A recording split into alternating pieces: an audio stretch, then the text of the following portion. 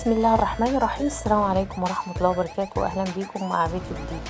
مواجهة جديدة في بطولة الرابطة التونسية لكرة القدم، مباراة الرياضي بقابس ونجم المتلون. فضلا ادعمونا بالاشتراك في القناة ولايك وشير للفيديو عشان يوصل لكم كل جديد. على ملعب قابس يواجه نجم المتلون نظيره الرياضي بقابس في مواجهات الأسبوع السابع من بطولة الرابطة التونسية لكرة القدم، والتي تنطلق يوم السبت الموافق 2/11/2024، وهيتم بث صفارة بداية المباراة في 1:30 مساء بتوقيت القاهرة. يدخل الرياضي بقابس اللقاء وفي المركز 12 برصيد 5 نقاط، بينما نجم المتلون في المركز التاسع برصيد 6 نقاط.